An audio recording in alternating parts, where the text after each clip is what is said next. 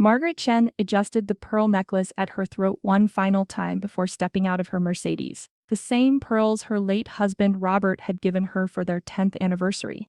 Modest then, but now she could afford strands that cost more than most people's cars. She'd built Chen Catering from nothing after Robert's death, transforming grief into determination, turning her grandmother's recipes into an empire that fed half the city's elite events. Today was supposed to be the culmination of everything she'd worked for, her son David's wedding day. The Whitmore estate sprawled before her like something from a movie set. All manicured gardens and ivy-covered stone. 200 guests milled about the grounds, their laughter carrying on the spring breeze. Margaret had studied the guest list: politicians, judges, old money families whose names graced hospital wings and university buildings. She'd wanted David to have this. She'd insisted on paying for everything when the Whitmores had initially balked at the expense. Victoria Whitmore appeared beside her, elegant in champagne silk that probably cost more than Margaret's first car. "How lovely that you could make it." Margaret bit back her first response. She'd been planning this wedding for 8 months, had paid for the flowers currently adorning every surface, had arranged for the catering that would feed these guests she'd never met. Of course she'd made it. "It's a beautiful day for a wedding," Margaret replied, smoothing her navy dress. The one she'd bought specifically for this occasion at Nordstrom, the one the salesperson had assured her was perfect for the mother of the groom. Indeed, Victoria's smile was thin. "I'm afraid there's been a small seating adjustment. We had some last-minute additions to the family section, so we've moved you to table 12. Back corner, lovely view of the garden." Margaret's stomach dropped. Table 12. She'd memorized the seating chart. Table 12 was where they'd put the plus ones who barely knew the couple, the distant cousins who'd been invited out of obligation. "I believe there's been a mistake," Margaret said carefully. "I'm David's mother." "Oh, I'm well aware." Victoria's voice carried the particular chill that only old money could perfect.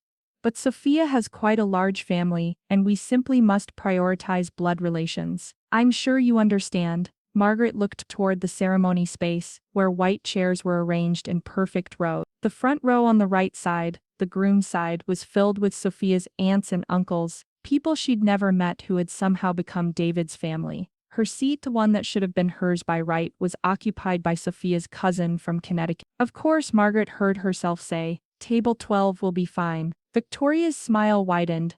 "Wonderful. The ceremony begins in 10 minutes. Do try to find your seat quickly, we wouldn't want any disruption." Margaret walked toward the back of the venue, her heels clicking against the flagstone path. She passed David's college friends, his co-workers, people who'd known him for mere years while she'd sacrificed everything for him for 28. The woman at table 12 looked up as Margaret approached, someone's girlfriend maybe, or a neighbor who'd been invited to fill seats. "Are you Margaret?" the woman asked kindly. "I'm Jennifer, Sophia's roommate from college. I've heard so much about you." Margaret doubted that. She took her seat and watched as her son appeared at the altar, handsome in his tuxedo, the one she'd paid for. He scanned the crowd, and for a moment his eyes found hers. She saw the flash of recognition, the brief widening of his eyes as he realized where she was sitting.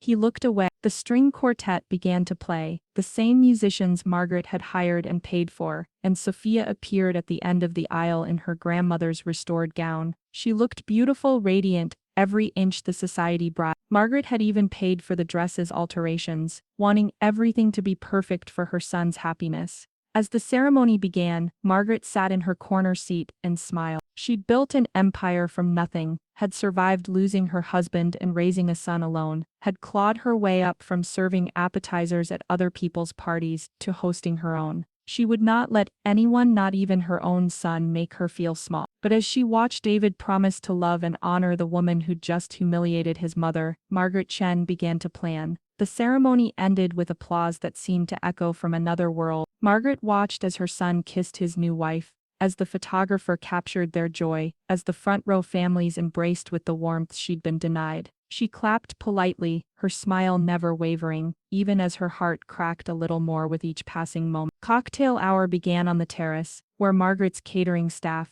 her employees, served champagne and hors d'oeuvres she'd personally selected. She recognized Maria, her head server, who gave her a subtle nod of respect. At least someone here knew who she was, what she'd built, what she'd accomplished.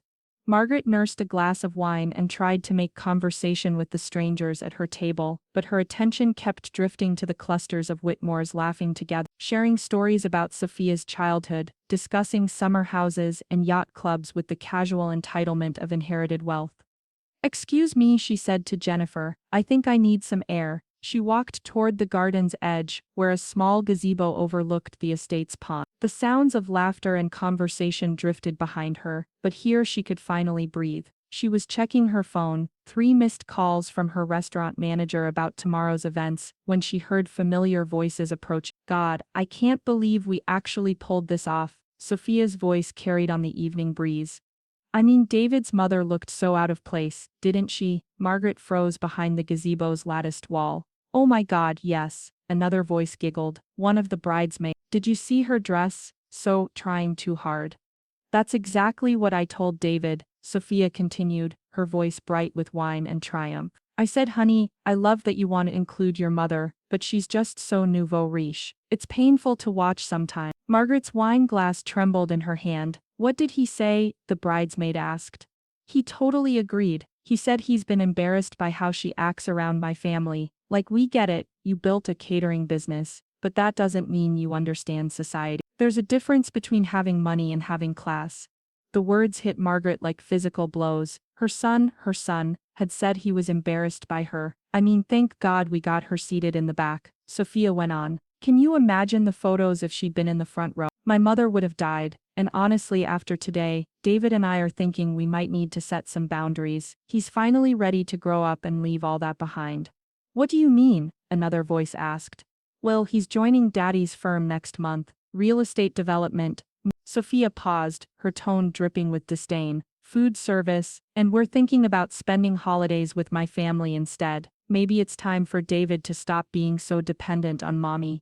Margaret felt the blood drain from her face. David was joining the Whitmore family business. When had this happened? They'd been planning to expand Chen Catering together, to open a second location. He'd been helping her scout properties just last month. "That's probably smart," the bridesmaid said. "I mean, your families are just so different. Oil and water, you know." "Exactly. And between you and me, I think David's relieved. He's been wanting to make the break for a while, but he felt guilty. Now he has me to blame." Sophia laughed, the sound sharp and cold. "Men need permission to disappoint their mothers, and I'm happy to be the bad guy." Margaret's hand found the gazebo's railing, gripping it until her knuckles went white. 28 years of working double shifts, of missing her own social events to build something for David's future, of pouring every ounce of her energy into raising him alone after Robert died. She'd sold her mother's engagement ring to pay for his college application. She'd mortgaged her house to expand the business, so he'd have something to inherit. And he was embarrassed by her. "Oh, there's David now," Sophia said. "David! Come here, we were just talking about you." Margaret peered through the lattice and saw her son approaching, loosening his tie, looking relaxed and happy. Her heart clenched. He looked so much like Robert at that age, so confident and sure of himself. "What were you ladies conspiring about?" David asked, pulling Sophia close. "Just telling them about your new job," Sophia said, reaching up to straighten his boutonniere. "They're so excited for you to start fresh." "Yeah, it's time," David said, and Margaret heard something in his voice she'd never heard before, relief. "I've been thinking about it for months. The restaurant business it's not really me, you know. I want to build something bigger, something that matters, something that matters." Margaret closed her eyes, remembering all the times David had told her how proud he was of what they'd built together, how he couldn't wait to carry on the family legacy. Had those been lies? Had he been planning his escape all along? "Your mother seemed a little surprised by the seating arrangement," one of the bridesmaids said carefully. David's laugh was uncomfortable. "Yeah, well, she'll get over it. She's tougher than she looks. And honestly, maybe it's good for her to see how things are going to be from now on." "Sophie and I need to establish boundaries." "Boundaries," Sophia repeated approvingly. "I love that we're on the same page about this." Margaret had heard enough. She set her wine glass down on the gazebo's railing and walked back toward the reception, her mind spinning. Every conversation from the past few months suddenly made sense. David's evasiveness about the business expansion, his reluctance to discuss the wedding details, his suggestion that maybe they should take a break from their weekly dinner. He'd been pulling away for months, and she'd been too busy planning his wedding to notice. As she approached the reception tent, Margaret saw her catering staff bustling about, serving the dinner she'd planned, the menu she'd crafted specifically for this day. She saw the floral arrangements she'd designed, the string quartet she'd hired, the wedding cake she'd commissioned from her best pastry chef. Everything beautiful about this day, she'd created. Everything elegant and perfect and worthy of the Whitmore name. She'd made it happen, and they'd put her in the corner like a charity case. Margaret Chen had built an empire through careful planning, strategic thinking, and never letting anyone underestimate her. She'd survived her husband's death, raised a son alone, and created something from nothing. It was time to remind everyone, including her son, exactly who they were dealing with. Margaret walked back to the reception with purpose, her mind already calculating. 25 years in business had taught her that emotion was a luxury she couldn't afford, at least not until after she'd handled the situation. She pulled out her phone and stepped away from the crowd, finding a quiet corner near the estate's library. First call, her lawyer. Richard, it's Margaret Chen. I need to know about contract cancellations.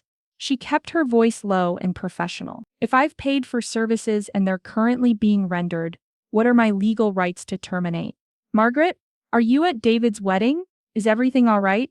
Just answer the question, please. Well, it depends on the contract terms, but generally speaking, if you're the party who engaged the services and you're the one paying, you have the right to cancel. There might be penalties, but, Margaret, what's going on?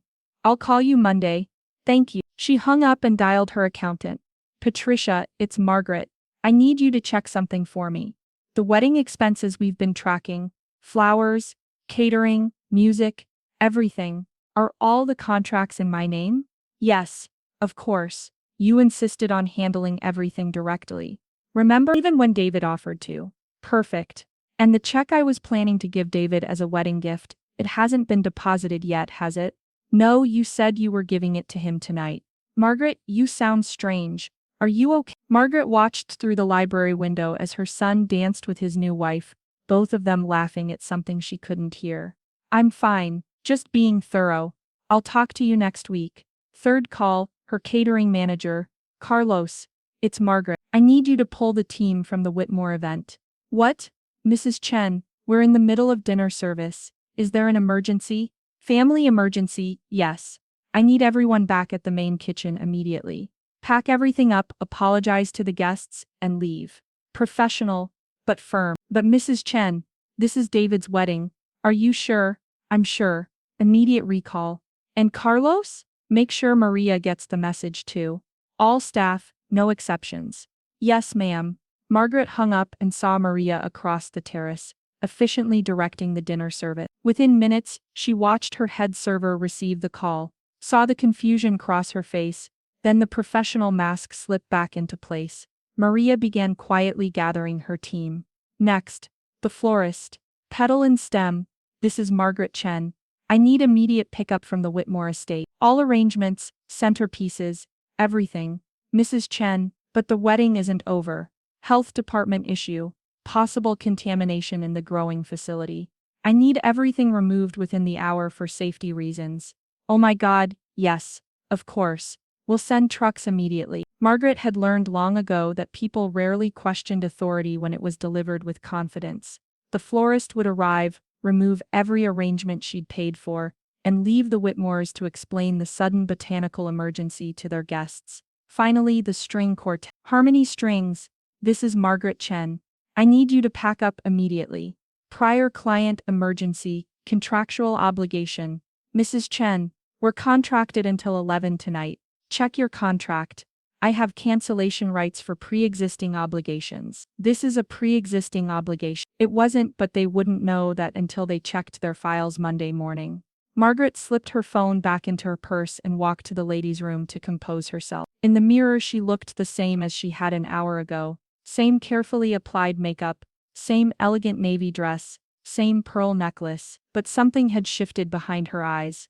The woman looking back at her was someone who'd been pushed too far. She returned to the reception just as the catering staff began their exodus. Margaret watched from her corner table as Maria approached various guests, offering quiet apologies and explanations. Family emergency, she heard Maria say to a confused Victoria Whitmore. So sorry for the inconvenience. The confusion spread through the crowd like ripples in a pond. Guests at half-cleared tables looked around uncertainly. The bar staff had disappeared mid-pour. The elegant dinner service ground to a halt as servers packed up chafing dishes and loaded carts. "What's happening?" Jennifer whispered to Margaret. "I'm not sure," Margaret replied, her voice perfectly calm. "Some kind of emergency, I think." The string quartet stopped playing mid-song, the violin's note hanging in the air before dissolving into silence. Margaret watched the musicians pack their instruments with professional efficiency, offering apologetic bows to the increasingly agitated crowd. Victoria Whitmore materialized at Margaret's table, her composure cracking for the first time all day. "Do you know what's happening? Your catering company is leaving." "How strange," Margaret said, standing gracefully. "I'm sure they have a good reason. But you're their boss, aren't you? Can't you do something?" Margaret met Victoria's eyes steadily. "I'm afraid I'm just a guest here. In the back corner, remember?" She smiled. "I should probably go check on things though. Make sure everything's all right." She walked toward the exit, passing clusters of confused guests and increasingly frantic Whitmores. The florist's truck was already loading the elaborate centerpieces she'd spent weeks selecting. The catering staff was efficiently breaking down the kitchen setup with the practiced speed of professionals. Margaret found Maria supervising the final details. "Everything going smoothly?" she asked. "Yes, Mrs. Chen. Just like you taught us. Professional to the end." Maria paused. "Are you okay? This is David's wedding." "I'm fine, Maria.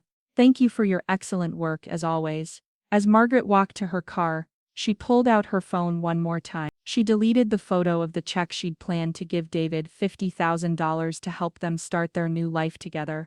Instead, she'd deposit it back into her business account Monday morning. She also had one more stop to make. The maid of honor, a nervous young woman who'd been hovering near the bride all day, stood smoking behind the catering tent. "Excuse me," Margaret said, approaching with a sealed envelope. "Would you mind giving this to Sophia? From David's mother." The girl took the envelope, clearly grateful for something to do amid the chaos. Margaret had written only a few words. "I heard every word in the garden. Hope you enjoy the rest of your evening. Men." By the time Margaret reached her car, she could hear raised voices from the reception. David's voice calling her name. Victoria Whitmore's shrill demands for explanations. The sound of a bride crying. Margaret Chen started her Mercedes and drove away from the Whitmore estate, leaving behind the wedding she'd paid for, the son who'd betrayed her, and the life she'd built for people who didn't respect her. But she wasn't driving home. She was driving to her beach house, the one Robert had loved, the one she'd kept all these years as a retreat from the business world. She needed time to think, to plan her next moves. Because this was just the beginning. Margaret's phone started buzzing before she'd even reached the highway. David's name flashed across the screen again and again, but she let it ring. She had nothing to say to him yet, not until she'd had time to think, to process, to decide exactly how much of her life she was willing to rebuild. The beach house was dark when she arrived, but muscle memory guided her through the familiar rooms. She'd bought this place with Robert 20 years ago, back when David was 8, and they'd spent summers here as a family. Now it felt like a sanctuary, a place where she could remember who she was before she became someone's mother, someone's employer, someone's charity case. She poured herself a glass of wine, a good bottle, one she'd been saving for David's wedding celebration, and sat on the deck, overlooking the ocean. The moon was full, casting silver paths across the water, and for the first time in months, Margaret felt like she could breathe. Her phone buzzed with a text from David. "Mom, what happened? Where are you? People are saying you canceled everything. Please call me." She deleted it without responding. Another text, this one from Victoria Whitmore. "Miss Chen, I don't know what kind of misunderstanding occurred, but we need to resolve this immediately. My daughter is hysterical." Margaret turned off her phone. By morning the calls had multiplied. Her voicemail was full. David, Sophia, Victoria, even some of the wedding guests asking what had happened. Margaret made coffee and sat on the deck, watching the sunrise paint the sky in shades of pink and gold. She'd forgotten how peaceful it was here, how quiet. When she finally turned her phone back on, she found 17 missed calls and 43 text messages. The most recent was from Carlos at the catering company. "Mrs. Chen, the local news is calling about the wedding. What should I tell them?" The news. Margaret hadn't considered that. The Whitmore wedding would have been a social event worth covering. and its spectacular collapse would be even more newsworthy. She scrolled through her messages and found links to social media posts from wedding guests. Photos of empty tables and confused faces, captions like "most awkward wedding reception ever," and "when the vendors just disappear." One post in particular caught her attention. Someone had filmed the moment when the string quartet stopped playing, capturing the exact second when the music died and the confused murmur of guests filled the silence. The video had been shared hundreds of times overnight with comments ranging from amused to horrified. "Oh my God, is this real?" one person had written. "The vendors just left in the middle of dinner. I heard it was the groom's mother who canceled everything." Another replied, "Drama." Margaret set her phone aside and went for a walk on the beach. The morning was crisp, the sand firm beneath her feet, and she felt clearer than she had in months. She'd built Chen Catering from nothing, had earned the respect of her peers, had created jobs for dozens of employees. She'd raised a son alone, had sacrificed her own social life to ensure he had every opportunity. And yesterday she'd been treated like an embarrassment. When she returned to the house, her phone was ringing. David's name on the screen. For what must have been the 20th time since last night. She answered, "Mom, thank God. Where are you?" "Sophia's been crying all night, and Victoria is threatening to sue." "Sue for what?" Margaret's voice was calm. "I don't know. For ruining the wedding. For humiliating her family." "Mom, what happened? Why did you cancel everything?" Margaret sat down on the couch, looking out at the ocean. "I heard you in the garden, David." Silence. "I heard Sophia telling her friends how embarrassed you are by me, how I'm nouveau riche and don't understand society, how you're finally ready to leave all this behind." "Mom, I heard you agree with her. I heard you say that maybe it's good for me to see how things are going to be from now on." David's voice was small. "You were listening. I was getting air." "Your wife was quite vocal about her opinions." Margaret's tone remained steady. "Tell me, David. When were you planning to mention that you're joining the Whitmore family business? When were you going to tell me you're abandoning everything we built together?" "It's not abandoning. What would you call it?" Another silence. Then, "Mom, I'm trying to build a life with Sophia. Her family has connections, opportunities, that I can't provide." "That's not what I meant, isn't it?" Margaret stood up, pacing to the window. "David, I mortgaged this house to expand the business for you. I sold my mother's ring to pay for your college applications. I worked 16-hour days so you could have the life you wanted. And yesterday I sat in the back corner of your wedding, while strangers occupied the seat that should have been mine. The seating was Sophia's mother's idea, and you let it happen. You saw me sitting there and you said nothing." She could hear him breathing on the other end of the line, could picture him running his hands through his hair the way he always did when he was cornered. "Mom, I'm sorry. I really am. But the wedding is ruined now. Sophia's family is furious. Her mother is talking about having the marriage annulled because of the humiliation." "The humiliation?" Margaret's voice sharpened. "David, I paid for that wedding. Every flower, every bite of food, every note of music. I turned what would have been a simple ceremony into the social event of the season, and your wife's family treated me like hired help." "I know, but nothing. I have spent 28 years putting you first, David. I have sacrificed my own happiness, my own relationships, my own dreams to ensure you had everything you needed. And the moment you decided I was an embarrassment, you threw it all away." "I never said you were an embarrassment. You didn't have to." "Your silence said it all." Margaret hung up and turned off her phone again. She was done explaining herself, done justifying her actions. She had work to do. By the time she drove back to the city Monday morning, the story had taken on a life of its own. The local newspaper had picked up the story, with a headline that read "Wedding Disaster, Vendors Vanish During Reception." The article was careful not to name names, but anyone in their social circle would recognize the details. Margaret's first stop was her lawyer's office. Richard Brennan had been handling her legal affairs for 15 years, and he greeted her with the concerned expression of someone who'd been reading the news. "Margaret, I have to ask, did you really cancel your son's wedding?" "I canceled services I had contracted and paid for, services that were being provided to people who made it clear they didn't want me there." Richard leaned back in his chair. "They're talking about suing for intentional infliction of emotional distress. Let them I have recordings of what was said about me, and I have every receipt for every dollar I spent on that wedding. If they want to make this a legal matter, I'm prepared." "Recordings?" Margaret pulled out her phone and played the audio she'd captured in the garden. She'd started recording when she realized what she was hearing. Some instinct telling her she might need evidence later. Richard listened to Sophia's cruel words, to David's agreement, to the casual dismissal of everything Margaret had built. When it finished, he was quiet for a long moment. That's really harsh, Margaret. I'm sorry. I'm not looking for sympathy. I'm looking for legal protection, and I want to make some changes to my will. Changes. I want David removed as my heir. Everything goes to charity. The business, the properties, the investments, all of it. Richard's eyebrows rose. Are you sure about this? Maybe you should wait until emotions cool down.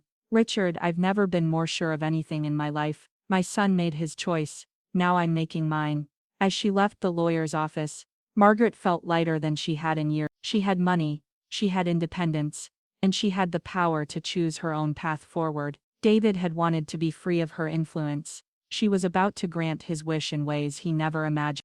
For 3 days, Margaret stayed at the beach house and let the world spin without her. She read books she'd been meaning to get to for years, took long walks on the shore, and cooked simple meals for one. The silence was golden after months of wedding planning and business meetings and trying to make herself smaller to fit into spaces where she wasn't wanted. On Thursday morning, she was sitting on the deck with her coffee when she heard a car in the driveway. Through the window, she watched David's BMW pull up, followed by a silver Mercedes she recognized as belonging to the Whitmores.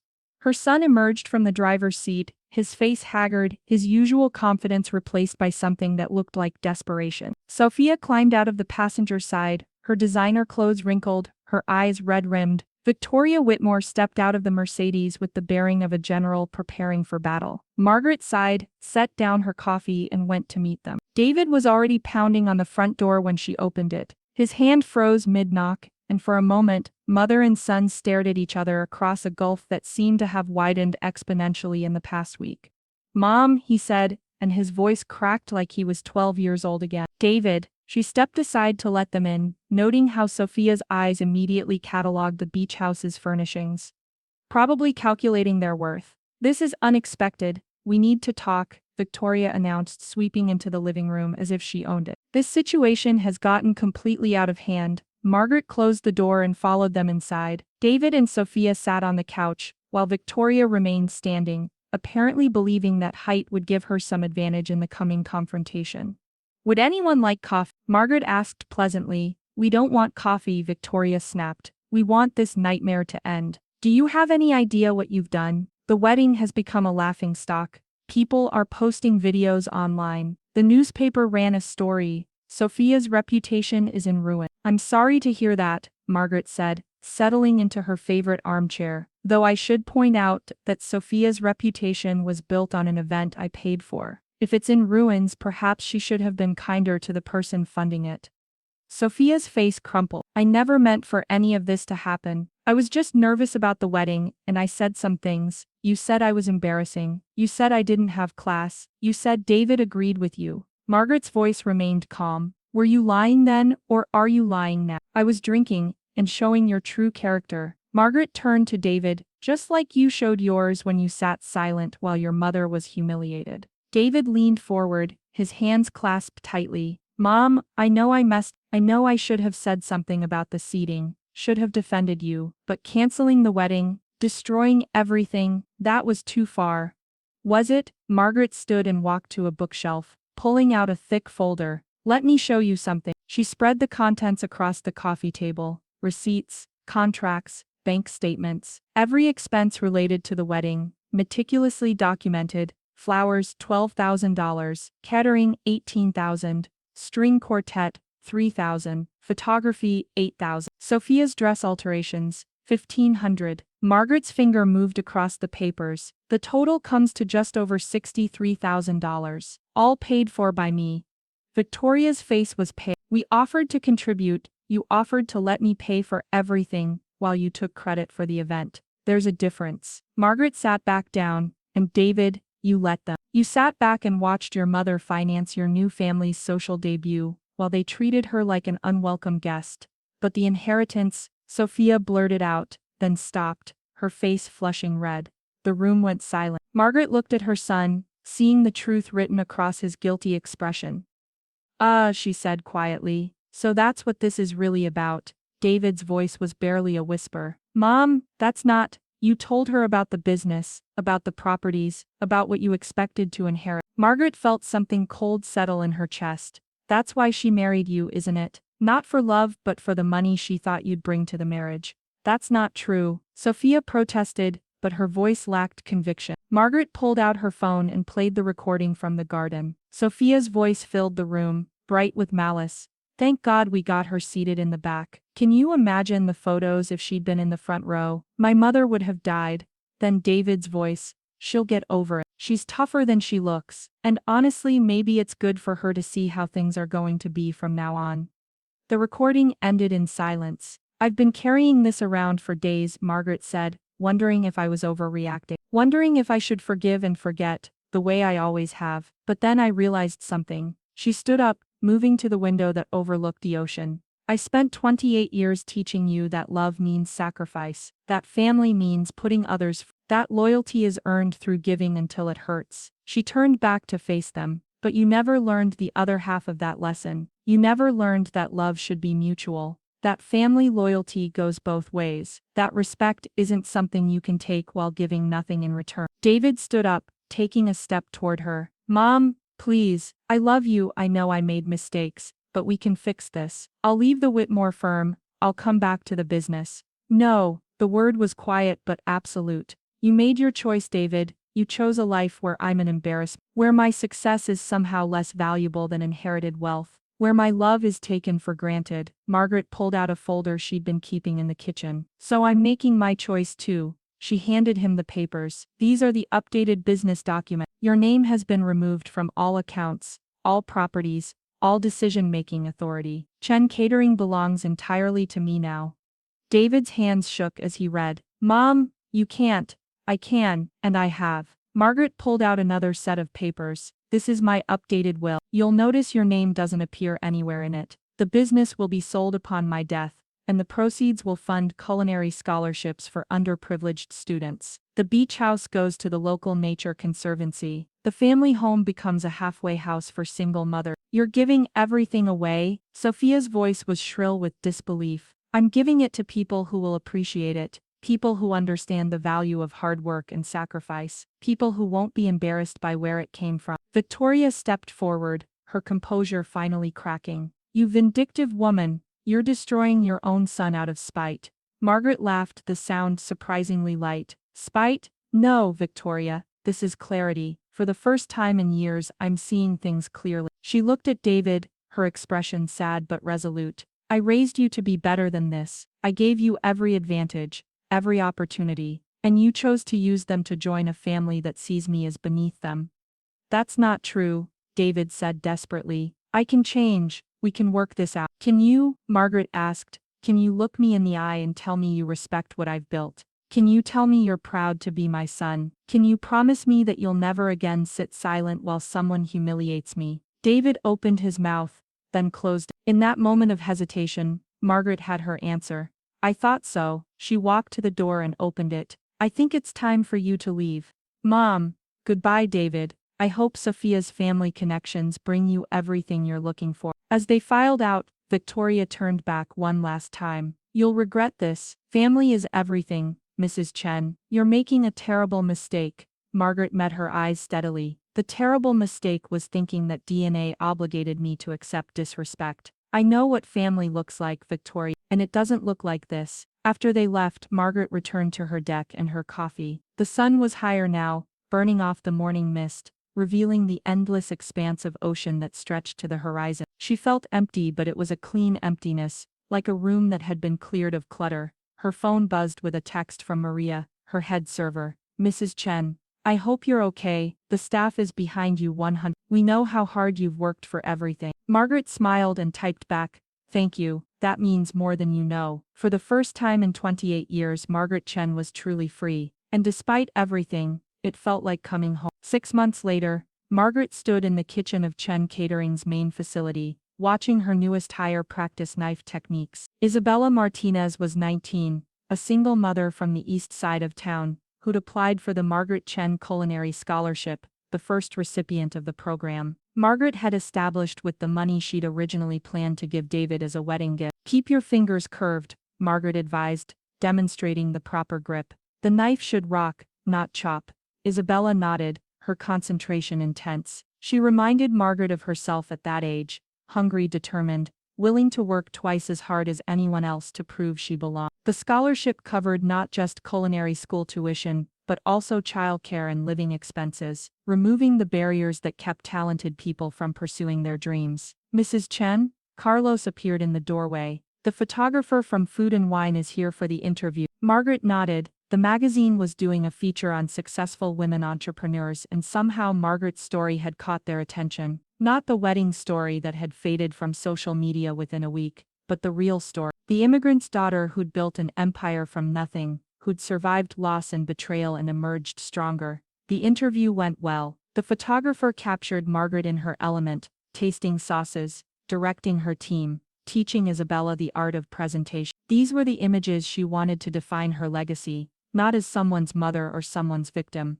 but as a woman who'd created something meaningful. After they left, Margaret returned to her office to find an envelope on her desk. Her name was written on it in David's familiar handwriting. She almost threw it away unopened. Instead, she sat down and carefully broke the seal. "Mom," the letter began, "I know I have no right to write to you after everything that's happened, but I need you to know some things. Sophia filed for divorce 3 weeks ago. She said she married me for the wrong reasons, and she was right. When she realized the inheritance was gone, she decided I wasn't worth the effort anymore. I can't even be angry about it, because I know I did the same thing to you. I took your love for granted until it was gone. I lost my job at the Whitmore firm last month. Victoria made it clear that I was no longer welcome in their family after the wedding disaster. I'm working at Romano's kitchen now, washing dishes and prep work. It's not much, but it's honest work, and I'm learning things I never bothered to learn when I thought I was above it all. I'm not writing to ask for forgiveness, or for you to change your mind about anything. I know I don't deserve either. I'm writing because I want you to know that I finally understand what you built, what you sacrificed, what you gave me that I threw away. I heard about the scholarship program. I heard about the new mentorship initiative for young entrepreneurs. I know you're doing amazing things, and I'm proud of you. I should have said that years ago, when it might have meant something.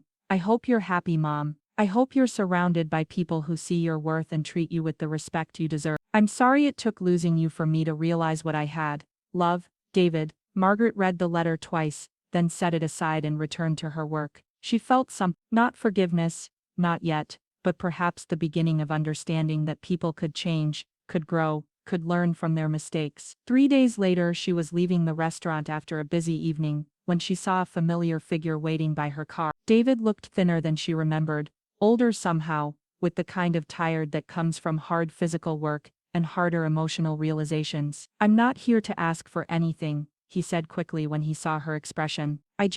I wanted to apologize in person, for being ashamed of you, for letting them treat you badly, for taking everything you gave me and acting like I deserved it." Margaret studied his face. The arrogance was gone, replaced by something that looked like genuine humility. "How long have you been working at Romano's?" 2 months. "Sal Romano hired me because he knew you actually. He said anyone raised by Margaret Chen had to have some potential buried somewhere." David's smile was rueful. "I think he was being optimistic. Sal's a good man. He is. He's been teaching me things about the business, about respect, about what it means to work for something instead of expecting it to be handed to you." David shifted his weight, nervous. "I know I can't undo what I did. I know I hurt you in ways that sorry doesn't fix, but I wanted you to know that I'm trying to become someone better, someone you might be proud of someday." Margaret unlocked her car, then paused. "There's a farmer's market on Saturday mornings near the pier. I sometimes go there for ingredients. If you happen to be there around 9, we might run into each other."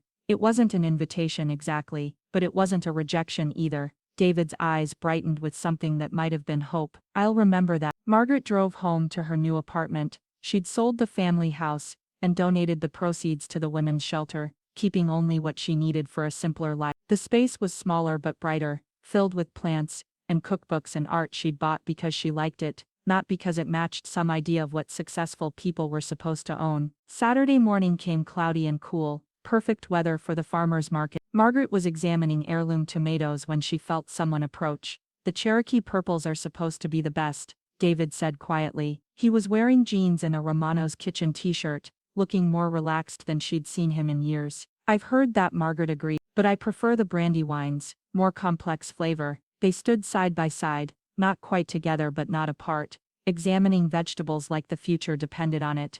I start culinary school in the fall, David said after a while, part-time so I can keep working. Sal thinks I might have some talent if I actually apply myself. Culinary school is good, humbling, you'll learn that there's always more to know. I'm beginning to understand that. Margaret selected her tomatoes and moved to the next vendor. David followed, maintaining that careful distance. They didn't talk much, but the silence wasn't uncomfortable. It was the silence of two people learning how to be around each other again, carefully, and without assumptions. As Margaret prepared to leave, David cleared his throat. I know this doesn't mean anything yet, but thank you for not giving up on the idea that I could be better, even when I had. Margaret looked at her son, really looked at him and saw something she hadn't seen in years. Not the entitled young man who'd been embarrassed by his mother's success, but glimpses of the boy she'd raised, the one who'd helped her chop vegetables in their tiny apartment kitchen, and dreamed of the restaurant they'd build together. It's a start, she said simply. 6 months later, Margaret was honored by the Chamber of Commerce as Businesswoman of the Year. As she stood at the podium,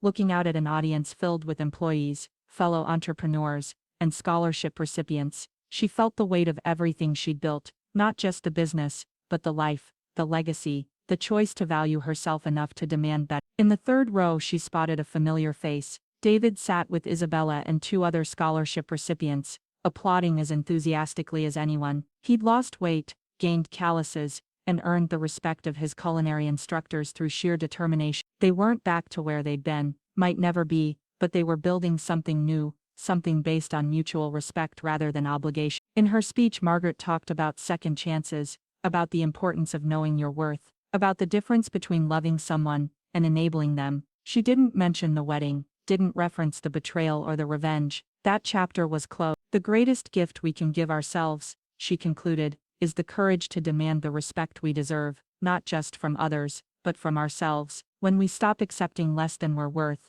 we discover that we're worth more than we ever imagined. The applause was thunderous. As Margaret left the stage, she caught David's eye. He mouthed 2 words, I'm proud. It was a start. In the end, Margaret Chen learned that revenge could be quiet, could be dignified, and could transform not just the person who'd wronged you, but yourself. She'd lost a son who took her for granted, and gained the respect of a man who was working to earn his place in her life. Some stories end with dramatic reconciliations, with tears and forgiveness, and happily ever after. This one ended with something better, the knowledge that love without respect is just another form of bondage, and that sometimes the most loving thing you can do is refuse to accept less than you deserve. Margaret Chen had cancelled more than a wedding that day. She'd cancelled a lifetime of making herself smaller to accommodate people who didn't value her, and in doing so she'd found something she'd forgotten she was looking for herself.